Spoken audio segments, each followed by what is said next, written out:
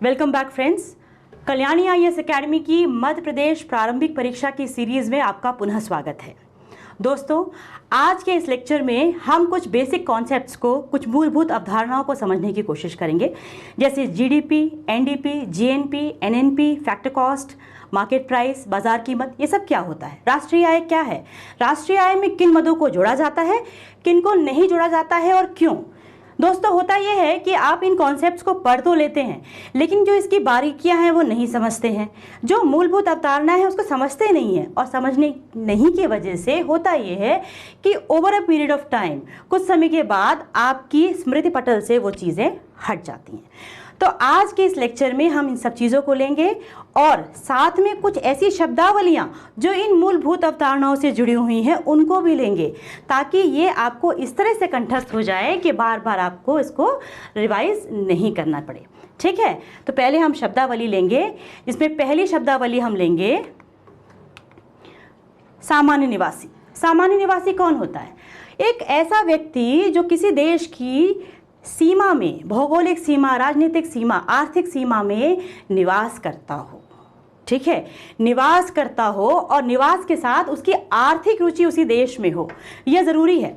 मैंने आपको पिछली क्लास में बताया था कि कोई भी अर्थव्यवस्था ले लें अगर हम, तो उसमें कुछ आर्थिक गतिविधियां होती हैं, उत्पादन होता है, अंतिम वस्तुओं और सेवाओं का उत्पादन होता है। क्यों होता है उत्पादन? क्यों? क्योंकि उत्पादन के बाद जो है कुछ रिटर्न भी मिलता है उत्पादन के साधनों को। ठीक है, तो उस आर्थिक रुचि के कारण जो है वह व्यक्ति वहाँ काम करता है। ठीक है, अब अगर बात करें एक सामान्य निवासी की, तो सामान्य निवासी में केवल व्यक्ति ही नहीं आती, इसमें व्यक्ति के साथ साथ संस्था भी आती है। ठीक है, तो इसके अंतर्गत व्यक्ति और संस्था दोनों को लिया जाता है। अब आते हैं दूसरे कॉन्सेप्ट पे, हस्तांतरित आय। दोस्तों, मैंने आपको बताया कि उत्पादन क्यों होता है, उसके बदले में हमें कुछ मिलता है, प्रतिफल मिलता है। पर कई बार क्या होता है कि सरकार या कोई इंस्टीट्यूशन ऐसा करती है कि उत्पादन सेवा के बदले में नहीं देती है, वो कुछ भुगतान करती है उसके बेनिफिट के लिए, वेलफेयर के लिए। इसे हम हस्तांतरित आय कहते हैं। क्यों? क्योंकि हस्तांतरण हो रहा है, ट्रांसफर हो रहा है पैसा, लेकिन यहाँ कोई उत्पादन नहीं हो रहा है। ठीक है, ऐसा कोई भुगतान जो किसी उत्पादन सेवा के लिए नहीं किया गया है, इसे हम, इस तरह की आय को हम कारक आय नहीं मानते हैं। ठीक है, अब अगला कॉन्सेप्ट है सब्सिडी। सब्सिडी आप जानते ही होंगे क्या होता है। सब्सिडी क्या होता है? गवर्नमेंट या सरकार एक तरह की आर्थिक सहायता या अनुदान देती है, जिससे कि किसी भी क्षेत्र विशेष की या कोई सिक इंडस्ट्री की, जो बीमार उद्योग है, उनकी जो समस्या है दीर्घकालिक, वो अगर प्रॉफिट नहीं कमा रहे हैं, लगातार बीमार उद्योग में आ रहे हैं, तो उन्हें सपोर्ट करने के लिए सब्सिडी देती है। सब्सिडी कई बार गवर्नमेंट कई चीज़ों पे भी देती है, जैसे कि एलपीजी पे सब्सिडी मिलती है। ठीक है, मूल्य ह्रास। ह्रास शब्द कह रहा है, ह्रास मतलब कमी। होता यह है कि जब हम कोई नई चीज़ खरीदते हैं, कोई नई मशीन खरीदते हैं, चाहे वो मशीन किसी फैक्ट्री में लगी हो, या हम एक बात कर लें, हीरो होंडा की बात कर लें। जब हम नई गाड़ी खरीदेंगे, हीरो होंडा एकदम चकाचक नई, तो उसकी कीमत ज़्यादा होगी। लेकिन जब वो गाड़ी चलेगी, 1 साल तक, 2 साल तक चलेगी, तो क्या होगा, उसकी मशीनरी में टूट फूट भी हो सकती है, घिसावट होगी। जब टूट फूट और घिसावट होगी तो उसके मूल्य में कमी आएगी। इसी मूल्य में कमी को हम लोग मूल्य ह्रास के नाम से जानते हैं। ठीक है, वस्तुओं एवं सेवाओं के उत्पादन की प्रक्रिया में प्रयुक्त की जाने वाली संपत्तियों, जैसे भवन, मशीन, औजार आदि के मूल्य में गिरावट, टूट फूट, घिसावट, इसी को हम लोग मूल्य ह्रास कहते हैं। आधार वर्ष। आधार वर्ष क्या है? ये एक बेंचमार्क ईयर होता है, एक ऐसा साल होता है जिस साल में कोई बड़ी आर्थिक घटना नेगेटिव सेंस में नहीं हुई हो। ठीक है, कैसे? जैसे मान लीजिए कोई बड़ी घटना या प्राकृतिक घटना हुई, बाढ़ आ गई, सूखा आ गया, भूकंप आ गया, महामारी आ गई, जैसे भी कोरोना जैसी महामारी आई, तो इसमें क्या होता है कि वस्तुओं की कीमतें जो हैं बढ़ जाती हैं, इन्फ्लेशन का इफेक्ट होता है, मुद्रास्फीति हो जाती है। इसलिए आधार वर्ष हम एक ऐसा प्रतिनिधि वर्ष लेते हैं जिसमें ऐसी कोई घटना ना हुई हो। ये वर्ष हम ऐसा लेते हैं जो, जैसे अगर बात करें अभी 2020-21 चल रहा है, तो 20-21 के जो चालू वर्ष है उसके पास के ही किसी ईयर को हम लोग लेंगे। ठीक है, कर। कर क्या होता है? कर जो है अपनी इच्छा से नहीं देता, अनैच्छिक है लेकिन अनिवार्य भुगतान है। ये हमें सरकार को करना ही पड़ता है।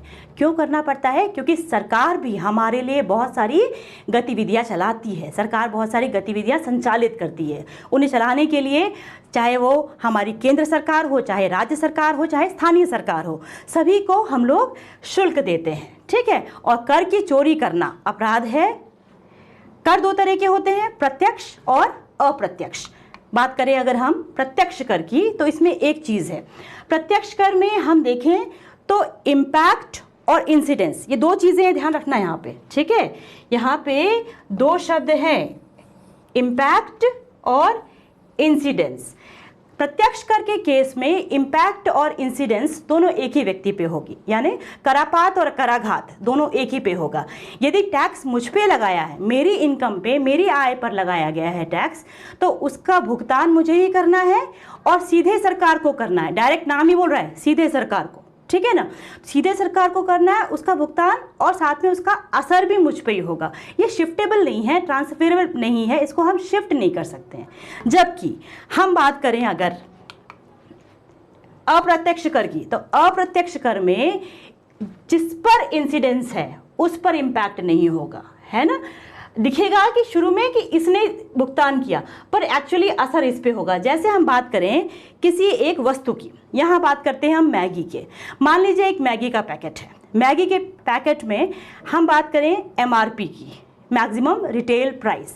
तो हुआ ये कि सरकार ने मान लीजिए कि उस पर टैक्स बढ़ा दिया। जब उस पर टैक्स बढ़ा तो ऐसा हमको लगा कि ये टैक्स कौन पे कर रहा है? जो इसका सेलर है, ठीक है। लेकिन जब सेलर के पास कोई कंज्यूमर जाएगा खरीदने के लिए, आप गए या मैं गई, तो वो क्या करेगा? वो पूरा का पूरा MRP पैसा किससे लेगा? आपसे लेगा। तो आपने उसको पे किया, तो एक्चुअली क्या हुआ? वो भुगतान आपकी तरफ से हुआ। यानी यहाँ जो बोझ है कर का, जो बोझ है कर का, बर्डन जो है वो शिफ्ट हो गया। यानी यहाँ बर्डन की शिफ्टिंग होती है। एग्जाम्पल हम ले लें, उत्पाद कर, सीमा शुल्क, सेवा कर, मनोरंजन कर। हम लोग जाते हैं, पिक्चर देखते हैं तो एक्चुअली कौन देता है? उसमें ऐड कर देते हैं टिकट में, ठीक है ना। तो जो मूवी का टिकट होता है, बड़े शौक से हम लोग देखते हैं, पॉपकॉर्न खाते हैं, सब चीज़ें रहती हैं, और ये हम लोग भुगतान करते हैं, ठीक है। अब आते हैं हम लोग उत्पादन के साधन। किसी भी क्षेत्र में या किसी भी देश में उत्पादन होता है। उत्पादन के साधन ज़रूरी है किसी भी उत्पादन प्रक्रिया के लिए। उत्पादन के साधन मुख्यतः 4 होते हैं। यह जो है किसी भी उत्पादन में सहयोग करते हैं। जैसे हम ले लें भूमि, श्रम, पूंजी, साहस और उद्यम, ठीक है। अब यहाँ अगर हम भूमि कहें तो यहाँ भूमि से मतलब खाली भूमि से नहीं है, समझिएगा इसको। जो भी प्राकृतिक वस्तु हम लोग यूज़ कर रहे हैं वो इस भूमि के अंदर आएगी, और उसके बदले हमको क्या मिलता है? जब हम इसका इस्तेमाल करेंगे तो उसको क्या प्राप्त होगा, क्या भुगतान में मिलेगा? वो है किराया। ऐसे ही किसी भी नए उत्पादन के लिए श्रम की आवश्यकता होती है। श्रम जो है शारीरिक भी हो सकता है और मानसिक भी हो सकता है। तो उसके बदले हमें मजदूरी मिलती है, पारिश्रमिक मिलता है या आय मिलती है, ठीक है। देन हम बात करें पूंजी की। पूंजी हो सकती है किसी भी बिजनेस को स्टार्ट करने के लिए हमें पैसा चाहिए होता है। तो पूंजी यहाँ 2 सेंस में है। एक तो जो पैसा हम ले रहे हैं उसके बदले में क्या होगा? अगर हम लोन लेते हैं तो क्या देना पड़ता है? इंटरेस्ट, ब्याज। साथ में यदि कोई मानव उत्पादित चीज़ है, जैसे कि मान लो कोई मशीन है, ये भी पूंजी की तरह एक्ट करती है, कैपिटल की तरह एक्ट करती है। चौथी चीज़ है साहस और उद्यम। ये बहुत इंपॉर्टेंट है, क्योंकि अगर उद्यमी नहीं होगा, एंटरप्रेन्योर नहीं होगा, तो कोई नया बिजनेस या बिना एंटरप्रेन्योरशिप के नया बिजनेस की स्टार्टिंग नहीं हो पाएगी, ठीक है ना। तो ये जो साहस और उद्यम है, ये क्या काम करते हैं? उद्यमी क्या काम करते हैं? ये जोखिम लेते हैं, risk. He is the one जो बड़े बड़े निर्णय लेते हैं। किसी भी इंडस्ट्री में बड़े बड़े निर्णय लेते हैं, पूरा नियंत्रण इनके हाथ में होता है, ठीक है। और इसीलिए इनको कहते हैं जोखिम लेते हैं। जोखिम क्यों कह रहे हैं यहाँ पे? क्योंकि हो सकता है लाभ हो सकता है हानि हो। यदि हानि हुई तो पूरा पैसा डूब गया, ठीक है। तो ये माने कि उद्यमी में 2 चीज़ हैं, उसको सक्षम होना चाहिए, पहली चीज़, he should be able to, ठीक है। Then he should be willing to, उसकी इच्छा भी होनी चाहिए। जैसे हम अंबानी की, अडानी की बात करें तो ये सक्षम तो है वो लोग, पैसे की तो कमी नहीं है, इन्वेस्ट तो कर ही सकते हैं कहीं पे भी, लेकिन वो कब लेंगे ये जोखिम, कब उनकी इच्छा होगी, जब उनको लगेगा कि हाँ ये जो बिजनेस है वो लाभ का है। ठीक है, तो ये हमारे उत्पादन के साधन। ठीक है, एक उत्पादन का साधन आजकल और भी बताया जाता है, वो है तकनीक या मैनेजमेंट, हम कहते हैं जो तकनीक यानी टेक्नोलॉजी, मैनेजमेंट यानी प्रबंधन। ठीक है, क्योंकि इससे जो है कोई भी बिजनेस ज़्यादा आगे जाता है। अब आते हैं हम लोग अंतिम वस्तु। ठीक है, ये सब ध्यान रखिए क्योंकि यही सारे कॉन्सेप्ट आगे हम जीडीपी समझेंगे तो उसमें आएंगे। ठीक है ना। अब अंतिम वस्तु क्या होता है, देखिए मैंने बताया कि किसी भी कंट्री में हम जब जीडीपी कैलकुलेट करते हैं तो हम अंतिम वस्तु लेते हैं। क्यों लेते हैं राष्ट्रीय आय की गणना में अंतिम वस्तु, कारण है उसके पीछे। यदि हम अंतिम वस्तु नहीं लेंगे तो एक समस्या होती है राष्ट्रीय आय में, जिसे हम लोग कहते हैं दोहरी गणना की समस्या। ठीक है, दोहरी गणना की समस्या। देखना कैसे, जैसे मान लीजिए यहाँ हम एक एग्जाम्पल ले रहे हैं ये बिस्किट का। ठीक है, अब बिस्किट बनने के लिए सबसे पहले क्या इस्तेमाल हुआ, गेहूँ। गेहूँ कितने का इस्तेमाल हुआ, 20 रुपए का। अब जब गेहूँ अगले स्टेज में आया तो उसको पीसा गया और बन गया आटा। तो आटे की पिसाई की कीमत लगभग क्या होगी, 2 रुपये, तो ये हो गया 22 रुपये। अब अगर यहाँ बात करें, ये बेकरी में आया, बेकरी में यहाँ ऑयल यूज़ हुआ होगा, घी यूज़ हुआ होगा और जो भी इंग्रेडिएंट्स इसमें डालते हैं, चीज़ें डालते हैं वो हुई, तो वो कितनी कीमत को हुई, 20 रुपये की हुई। कीमत हो गई इसकी 42 रुपये। अब ये पैकेजिंग हुई, इसमें टैक्स वैक्स लग गया और बन गया ये, आखिरी में हम जब खरीदने गए मार्केट में तो हमें ये कितने का मिला, 50 रुपये। कभी भी ध्यान रखिए जब हम कैलकुलेशन करते हैं जीडीपी का, राष्ट्रीय आय का, तो हम ऐसा नहीं कैलकुलेट करेंगे कि 20, 22, 42 और 50। अगर हम ऐसा करते हैं, जो इसकी भी कीमत जोड़ लें, इसकी भी जोड़ लें, इसकी भी जोड़ लें और इसकी भी जोड़ लें, ऐसा करेंगे तो क्या होगा, कीमत आ जाएगी 134। पर क्या 134 रुपये के वर्थ की, वैल्यू की कोई वस्तु हुई है उत्पादित, नहीं हुई है। तो हमें क्या करना चाहिए कि केवल, जैसे ये गेहूं तो पूरा यूज हुआ, ये पूरी अंतिम हो गई इसकी, इसके बाद यहाँ क्या हुआ, 2 रुपये। ठीक है, यहाँ क्या ऐड हुआ, 20 रुपये, यहाँ क्या ऐड हुआ, 8 रुपये। तो केवल हम 20, 2, 20 और 8 को जोड़ेंगे तो क्या आएगा, 50। यानी हम जो वस्तु हमारे हाथ में आ रही है, जो अंतिम कीमत हम दे रहे हैं, केवल उसको ही जीडीपी में या राष्ट्रीय आय में जोड़ते हैं। क्लियर। अब आते हैं हम लोग जीडीपी।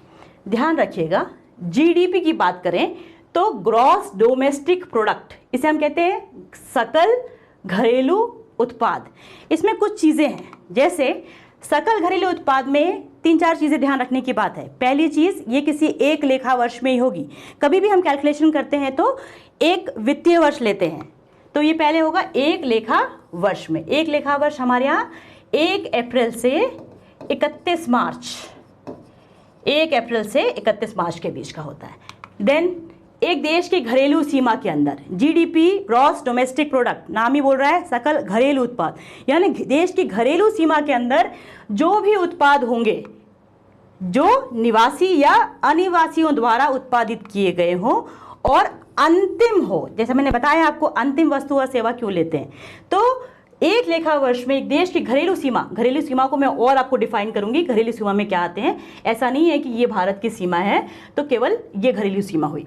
सभी उद्यमी, निवासी या अनिवासी द्वारा उत्पादित अंतिम वस्तुओं का मौद्रिक मूल्य, ठीक है, मौद्रिक मूल्य आएगा, यानी सकल मूल्य वृद्धि वो क्या कर रहा है, ये आएगा सकल घरेलू उत्पाद में।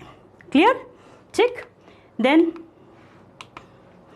अब यहां ध्यान से देखिए, आपको ये क्या दिख रहा है आपको, और ये क्या दिख रहा है, ये हमारी घरेलू, ये हमारी भौगोलिक सीमा है। इस भौगोलिक सीमा के साथ में ये हमारी जलीय सीमा है, जल की सीमा है ना। ये पूरी अंतर्राष्ट्रीय जो मानक है उसके हिसाब से होती है और अंतर्राष्ट्रीय समिति द्वारा ये ओके होती है, ठीक है। ये हमारे फ्लोटिंग स्टेशंस हैं। ये फ्लोटिंग स्टेशंस जो होते हैं, यहाँ पर भी उत्पादन की गतिविधियाँ होती रहती हैं, ठीक है। अब बात करते हैं देश की घरेलू सीमा की। घरेलू सीमा से अभिप्राय देश की भौगोलिक या राजनीतिक सीमा से लिया जाता है। जनरली हम सोचते हैं कि भौगोलिक या राजनीतिक सीमा वो है, लेकिन ऐसा नहीं है। घरेलू सीमा वो होती है जो आर्थिक सीमा है। आर्थिक सीमा थोड़ी ब्रॉड मानी जाती है, इसमें कई सारे तत्व हम लोग शामिल करते हैं, जैसे कि मैंने बताया आपको, पहली चीज़ जो हमारी जलीय सीमा है, ठीक है, देश की समस्त राजनीतिक सीमा इसमें समुद्री सीमा भी आएगी।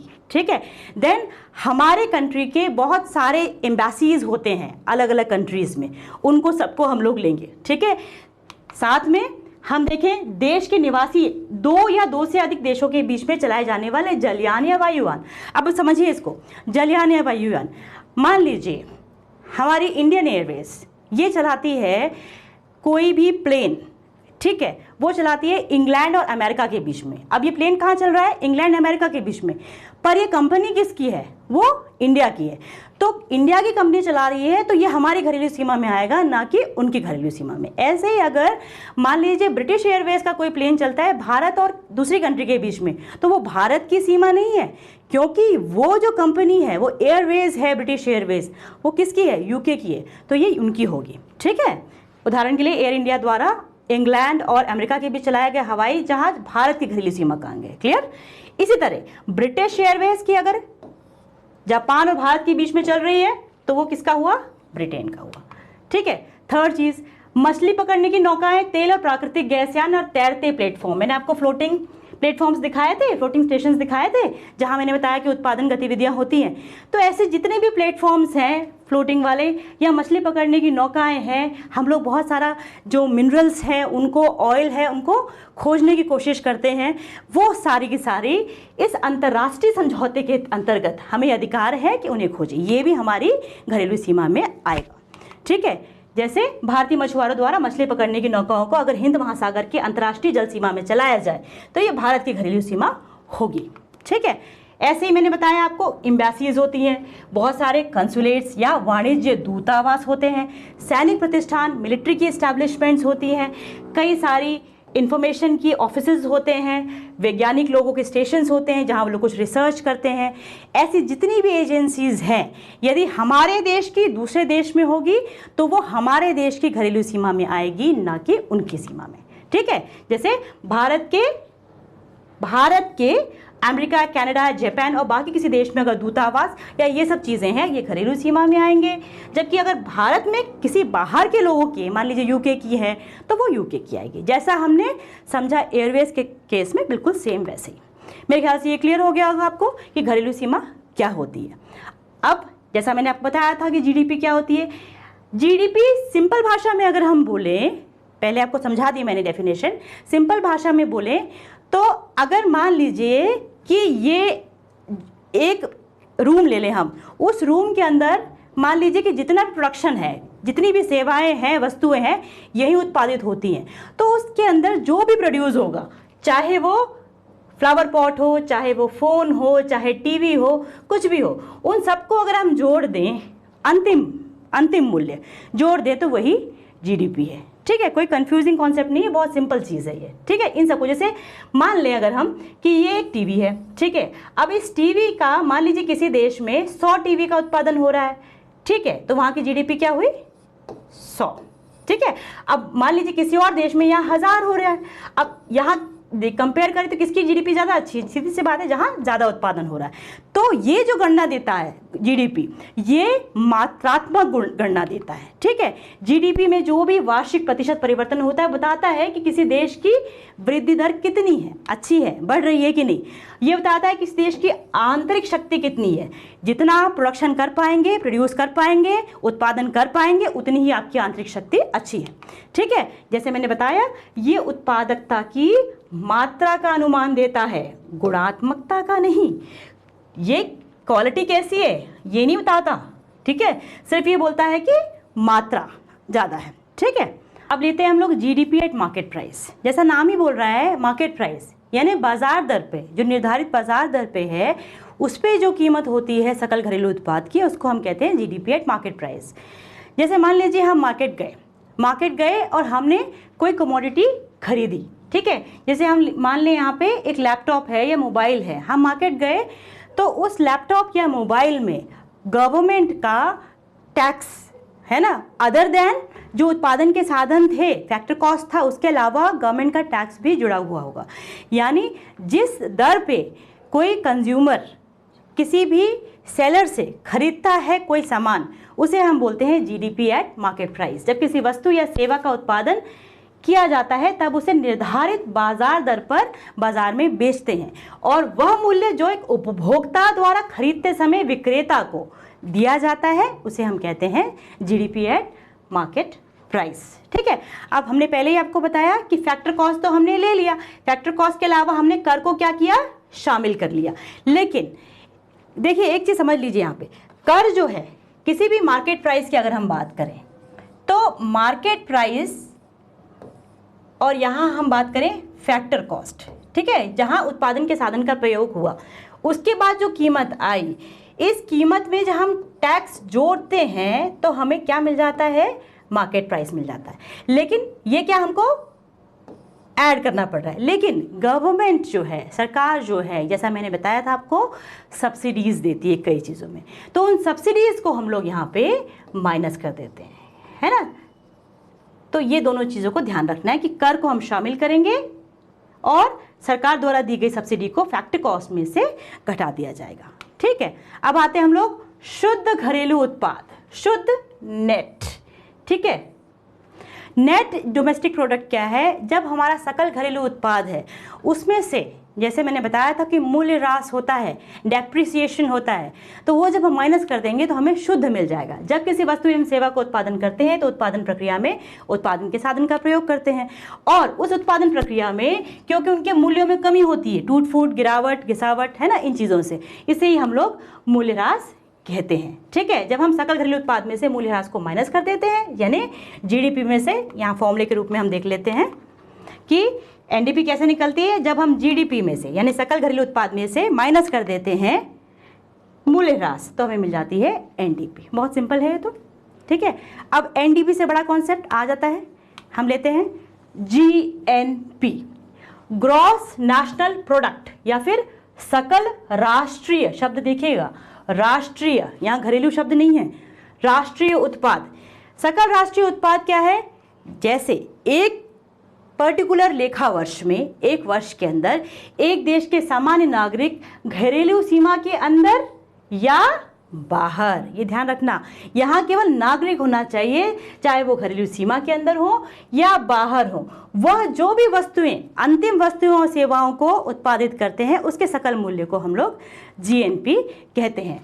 जैसे हम मान लें कि ये हमारा देश हो गया, ये अन्य देश हो गए, अब कई सारे लोग हमारे देश से बाहर जा रहे होंगे, बाहर जाके वहाँ उत्पादन कर रहे होंगे सेवाओं वस्तुओं का, उसके बदले उनको आय भी मिल रही होगी और वो आय ये यहाँ भेजते होंगे। इसी तरह से हमारे देश में बहुत सारे देश हो सकता है, ब्रिटेन का या ऑस्ट्रेलिया का या यूएसए का, कोई व्यक्ति यहाँ आकर उत्पादन कर रहा हो, उत्पादन में सहयोग कर रहा हो, तो इस स्थिति में एक्स और एम जो देशवासियों द्वारा विदेशों में अर्जित आय है, यानी भारत के लोग जो बाहर गए हैं और जो आय अर्जित कर रहे हैं, वो हम डिनोट करते हैं एक्स से।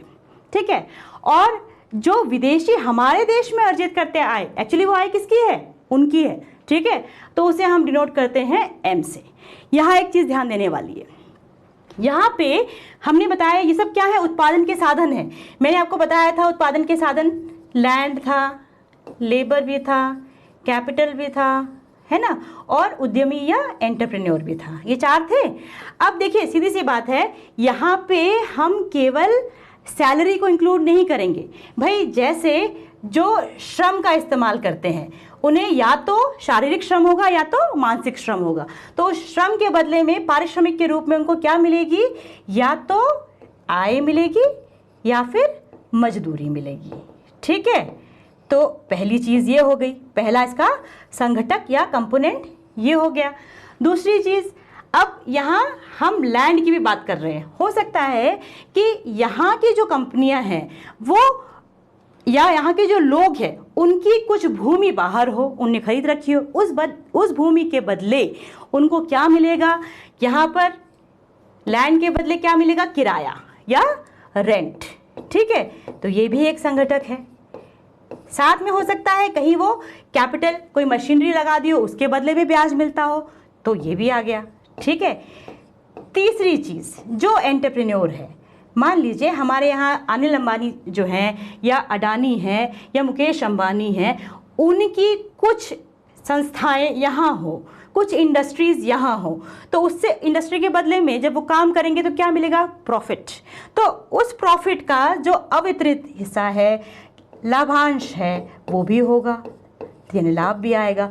तो इन तीनों का हम लोग क्या निकालेंगे? नेट। नेट क्या होता है? यहाँ का, यहाँ अगर मान लीजिए टोटल आया 100 और यहाँ आया 200, ठीक है, तो हम क्या करेंगे? इसका माइनस करेंगे। तो देखेंगे हम कि हमारी जो स्थिति है या हमारी ताकत है वो कैसी है। इसका मतलब यहाँ आर्थिक ताकत हमारी कैसे मालूम चलेगी? यहाँ पे केवल हम ये नहीं देख रहे कि मात्रा ज़्यादा है प्रोडक्शन की, है ना, यहाँ मात्रा के साथ साथ गुणात्मकता भी होगी, है ना। यहाँ हम देख रहे हैं कि किसी अर्थव्यवस्था की बाह्य शक्ति को दर्शा रहा है। यह मात्रा जो जीडीपी मात्रा बताती है उसके साथ गुणवत्ता भी बताती है, दोनों का चित्र प्रस्तुत करती है। ध्यान रखें कि हम जीएनपी में जीडीपी सम्मिलित करेंगे, सारी नहीं, केवल जो उत्पादक सेवाओं का परिणाम है उन्हीं को सम्मिलित करेंगे, क्योंकि राष्ट्रीय आय में हम लोग उत्पादक सेवा को ही लेते हैं। ठीक है, नेक्स्ट, शुद्ध राष्ट्रीय उत्पाद। अब यहाँ वर्ड आया शुद्ध, ठीक है, शुद्ध यानी नेट। वो जो जीएनपी हमने अभी पढ़ी, उसी जीएनपी में जब हम सिंपल डेप्रिसिएशन या मूल्य ह्रास को घटा देंगे, वही टूट फूट और घिसावट, तो हमें ये प्राप्त हो जाएगा। यह अवधारणा जो है घरेलू और अंतर्राष्ट्रीय दोनों अध्ययन में की जाती है। ठीक है, यहाँ हम देख रहे हैं मशीनरी और यह देश, है ना। यहाँ पे राष्ट्रीय शब्द का इस्तेमाल किया गया है, यानी यहाँ पे दोनों को लिया, उसी जीएनपी वाले कॉन्सेप्ट में हमने डेप्रिसिएशन को माइनस कर दिया। ठीक है, आई होप आपको यहाँ तक चीज़ें क्लियर हो गई होंगी। अब हम आपको 3 चीज़ें बताते हैं जिनको आपको हर समय कंठस्थ रखना है। यही 3 चीज़ें जीएनपी, जीडीपी वगैरह वगैरह वगैरह के कॉन्सेप्ट हैं इसी आधार पे। ठीक है, जैसे समझिएगा, एक शब्द आता है सकल। सकल मतलब ग्रॉस, संपूर्ण, सबको लेता है। दूसरा शब्द आता है निवल। निवल यानी शुद्ध या नेट। ठीक है, एक शब्द आता है मार्केट प्राइस। फैक्टर कॉस्ट, साधन लागत, जो उत्पादन के साधन थे जिनका प्रयोग हम लोग कर रहे थे। राष्ट्रीय और घरेलू। ठीक है, अब एक चीज बताइए कि सकल बड़ा कॉन्सेप्ट है कि निवल? सीधी सी बात है सकल, क्योंकि सकल मतलब सब कुछ, संपूर्ण। ठीक है, तो ये बड़ा कॉन्सेप्ट हो गया हमारा और ये छोटा कॉन्सेप्ट हो गया।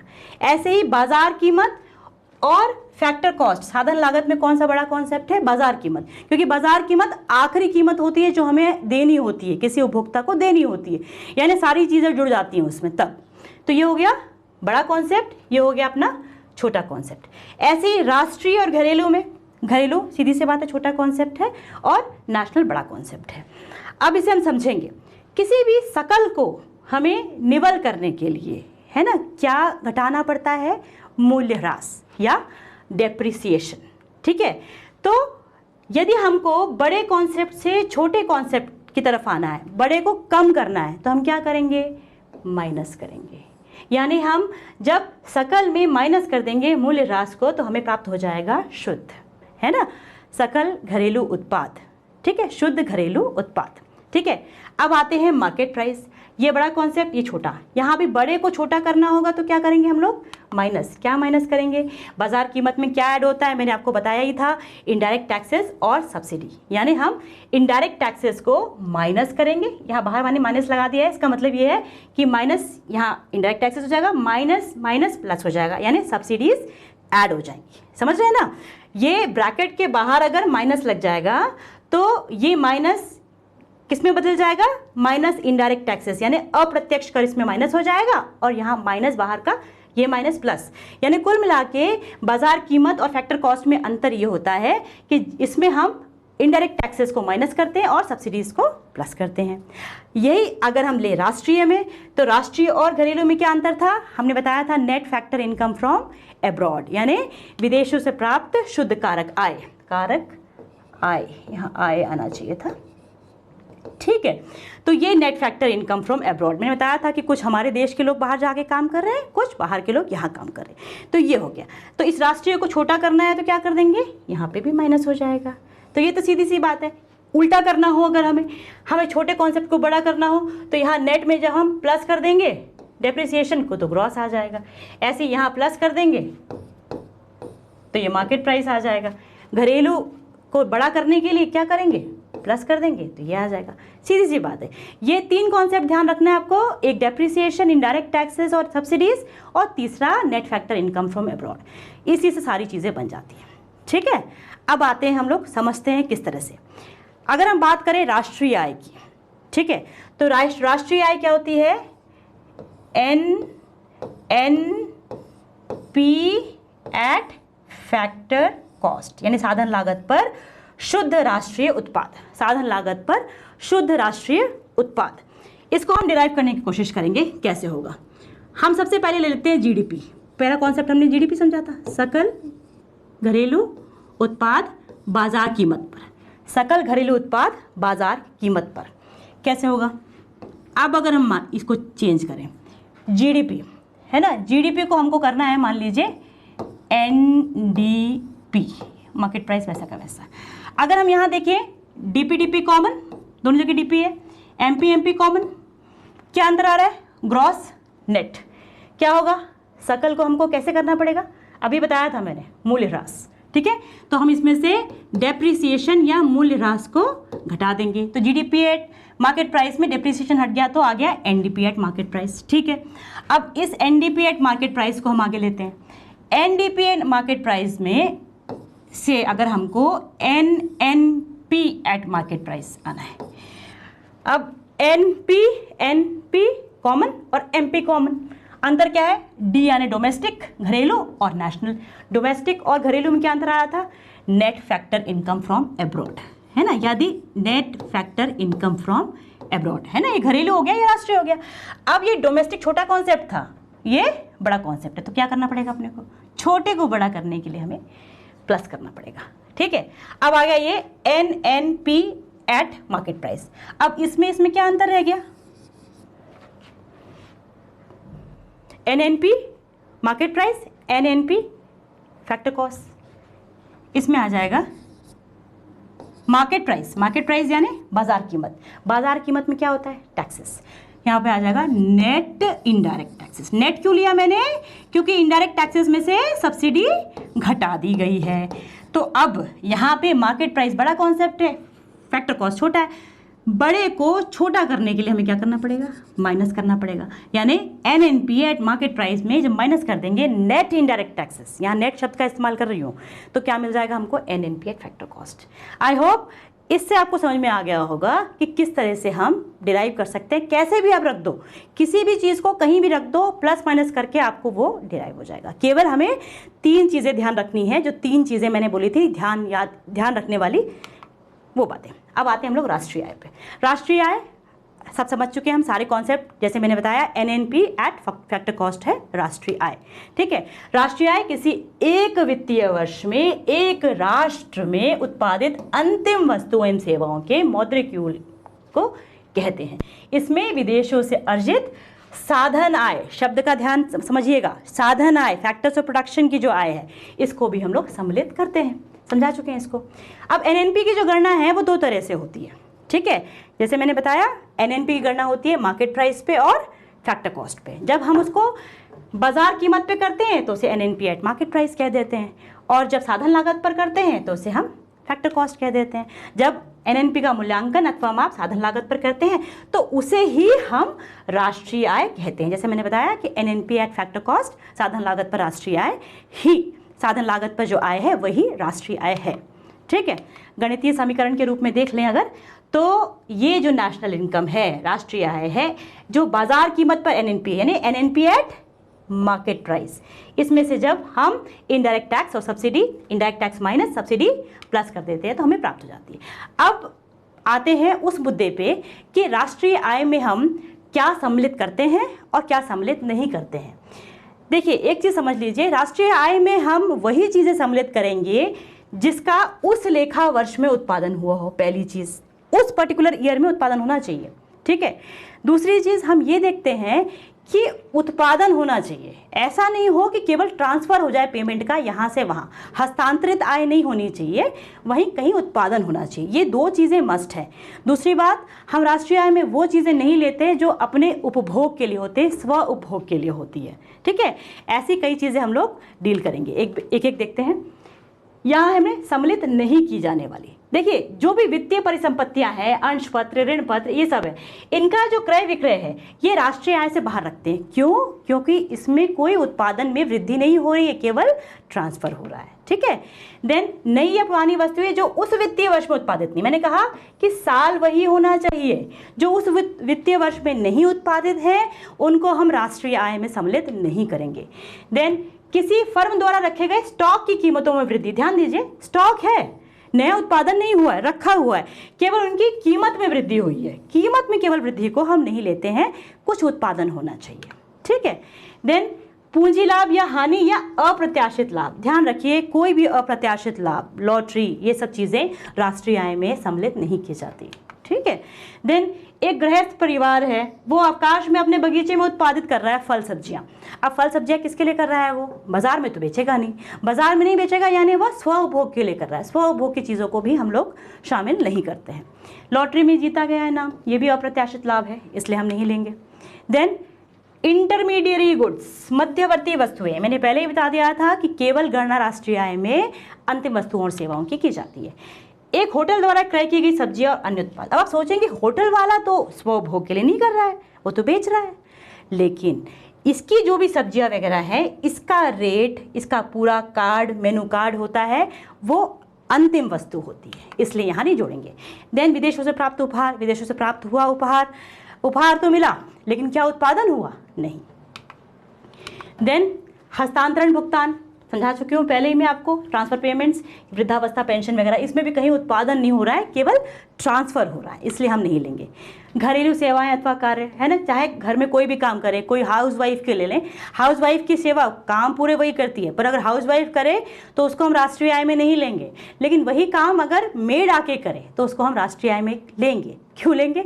इसलिए लेंगे क्योंकि राष्ट्रीय आय की गणना में हम ये देखते हैं कि पैसा भी देना चाहिए, यहाँ काम तो हो रहा है, उत्पादन तो हो रहा है, लेकिन उसके बदले में हम क्या अपनी मदर को हम पैसा देते हैं? नहीं देते हैं, तो इसीलिए घरेलू सेवा अथवा कार्य को नहीं जोड़ा जाता है। इसी तरह से कोई अगर डॉक्टर है, क्लिनिक में जाता है, काम करता है, तो जोड़ेंगे राष्ट्रीय आय में। यदि वो अपने ही बच्चे का इलाज करता है तो उसे हम राष्ट्रीय आय में नहीं लेंगे। ठीक है। देन भविष्य निधि कोष में स्वयं कर्मचारियों द्वारा, शब्द ध्यान दीजिएगा, स्वयं कर्मचारियों द्वारा किया गया अंशदान। भाई प्रोविडेंट फंड होता है, हम अंशदान करते हैं, सरकार करती है, हम जो अंशदान करते हैं उसको नहीं जोड़ते हैं क्योंकि वो सैलरी का ही पार्ट है। ठीक है। लेकिन जो अंशदान सरकार करती है, सरकार देती है, वो जोड़ा जाएगा क्योंकि वो कहीं ना कहीं अनुषंगी लाभ में आएगा। ठीक है। देन भारत में विदेशी बैंकों द्वारा अर्जित लाभ, भारत में विदेशी बैंकों द्वारा अर्जित लाभ, अब भारत के अंदर विदेशी बैंक है, वो लाभ कमा रहे हैं, बिल्कुल होगा। ठीक है। वैज्ञानिक खोजों में प्रयोग की जाने वाली वस्तु, अब वैज्ञानिक खोज हो रही है, उसमें प्रयोग की जाने वाली वस्तुएं, यानी ये क्या हो गई? इंटरमीडिएरी या मध्यवर्ती वस्तु हो गई, इसलिए इसको नहीं जोड़ेंगे।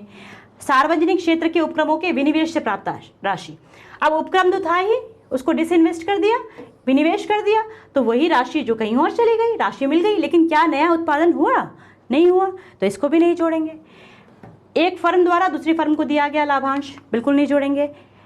क्यों नहीं जोड़ेंगे? क्योंकि यहाँ भी ट्रांसफर है। अब यहाँ बात करें कच्चा माल, कुछ भी बनता है, कच्चा माल बनता है, जैसे हमने लकड़ी से अगर मेज बनती है तो लकड़ी क्योंकि इंटरमीडिएरी गुड है, मध्यवर्ती वस्तु है, मेज अंतिम वस्तु है, तो मेज को जोड़ेंगे, लकड़ी को नहीं।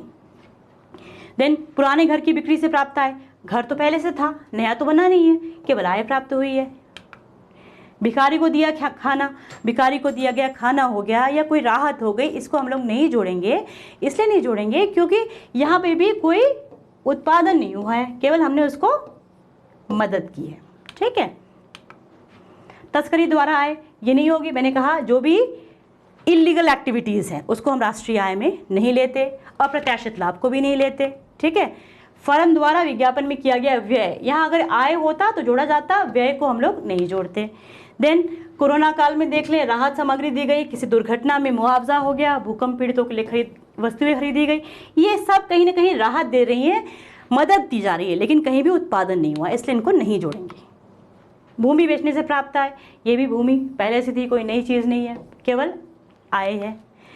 निजी क्षेत्र के मालिक को सार्वजनिक क्षेत्र की फर्म की बिक्री से सरकार द्वारा प्राप्त धन, अब यहाँ पे भी केवल यहाँ से इस क्षेत्र से इस क्षेत्र में आ गया, ठीक है, नया कुछ नहीं आया।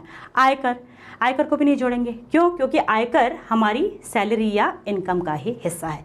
अब आपने ये देख लिया कि किन किन को नहीं जोड़ेंगे और क्यों, ठीक है। अब हम लेते हैं कि किन को जोड़ेंगे, ठीक है, ये आसान हो जाएगा क्योंकि आपको नहीं जोड़ेंगे पता चल गया है।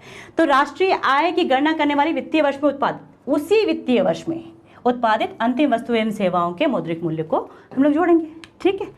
मकान मालिक अगर स्वभोग के लिए आवास है उसके पास, उससे वो अगर किराया लेता है तो वो जोड़ेंगे, क्योंकि ये ब्रोकर्स कमीशन। अब कमीशन कैसा भी हो, ब्रोकर का हो, क्यों? ब्रोकर जो है कहीं ना कहीं काम कर रहा है, उस काम के बदले में वो पैसा ले रहा है, तो ये आय जो है उत्पादित आय मानी जाएगी। इसमें कहीं ना कहीं प्रोडक्शन भी है और ट्रांसफर ऑफ पेमेंट भी है, इसलिए कोई भी कमीशन हो, कैसा भी कमीशन हो, किसी काम के बदले में हो, उसे हम राष्ट्रीय आय में जोड़ते हैं। सैनिक एवं सुरक्षा सेवा पर किया गया व्यय, ये जो है एक तरह से निवेश की तरह मानते हैं। अगर हम इन सेवाओं पे इन्वेस्ट करते हैं तो ये आगे के लिए अच्छा होता है, और निवेश को हम लोग राष्ट्रीय आय में लेते हैं। कंपनियों द्वारा दिया जाने वाला लाभांश, भविष्य निधि कोष में मालिकों द्वारा किया गया अंशदान, ये ध्यान रखना। मैंने आपको पहले ही बताया था कि अगर मालिक करेंगे अंशदान तो जोड़ा जाएगा, है ना। यदि खुद करेंगे तो क्योंकि वो सैलरी से है तो नहीं करेंगे। संसद सदस्यों का भत्ता, ये भी उनका अनुषंगी लाभ है, अनुषंगी लाभ होने की वजह से होगा। विदेशी पर्यटक द्वारा भारत में किया गया व्यय, भारत में बाहर के लोग आते हैं, विदेशी आते हैं, तो हमें उनके डॉलर या जो भी उनकी रूबल, जो भी उनकी करेंसी होती है उसमें हमको आय देते हैं, ठीक है। विदेशों में स्थित भारतीय बैंकों की शाखाओं द्वारा अर्जित लाभ, बैंक कहाँ के हैं? भारतीय, तो भारतीय बैंक जो भी लाभ लेंगे चाहे वो कहीं भी स्थित हो, उनको गिना जाएगा राष्ट्रीय आय में। रॉयल्टी से आए, घर के लिए कार खरीद, घर के लिए कार खरीद, आप बोल रहे हो कार का भी प्रोडक्शन हुआ उस ईयर में, यदि उसी ईयर प्रोडक्शन होता है तो हम इसको लेंगे। किसान द्वारा स्व उपयोग के लिए उत्पादन, अब आप सोचो कि यहाँ तो स्व उपयोग हो रहा है, स्व उपयोग तो आपने कहा था कि नहीं आती है, क्यों आएगी? इसीलिए क्योंकि हम ऐसा मान के चलते हैं कि किसान जो है जीविका निर्वाह के लिए ही उत्पादित यूज़ करता है चीज़ों को, है ना। जीविका वो कितना भी स्व उपभोग के लिए रखेगा, लेकिन जीविका निर्वाह के बाद जो है वो मार्केट में जाएगा, ये मानते हुए। फिर कर्मचारियों को आप जो भी मुफ्त भोजन दें, कपड़ा दें, चिकित्सा दें, ये सब HRA, ये सब अनुषंगी लाभ में आते हैं। फर्म को विज्ञापन से प्राप्त आय, मैंने पहले बताया था आपको, व्यय नहीं आएगा पर आय आएगी। अब फैक्ट्री अगर कोई मशीन खरीदती है, ठीक है, मशीन खरीदेगी तो क्या होगा? एक इन्वेस्टमेंट है उसका, इससे आगे प्रोडक्शन बढ़ेगा, क्योंकि ये प्रोडक्शन बढ़ेगा, एक तरह का इन्वेस्टमेंट है, इसलिए हम इसे राष्ट्रीय आय में जोड़ेंगे।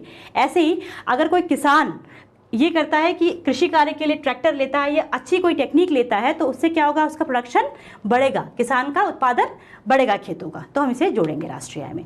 देश की रक्षा पर सरकारी खर्च, रक्षा पर कर रहे हैं तो ये भी क्या कर रहे हैं? एक तरह से हम लोग इन्वेस्टमेंट कर रहे हैं, इसलिए हम इसको भी जोड़ेंगे, ये ध्यान रखने की बात है। अब आते हैं चालू और प्रचलित कीमत पर राष्ट्रीय आय। राष्ट्रीय आय, चालू कीमत जैसा बोल रहा है, प्रचलित कीमत, सीधी सी बात है, ये मार्केट के रेट पर होगी और इस पे मुद्रास्फीति का असर नहीं होगा, ठीक है।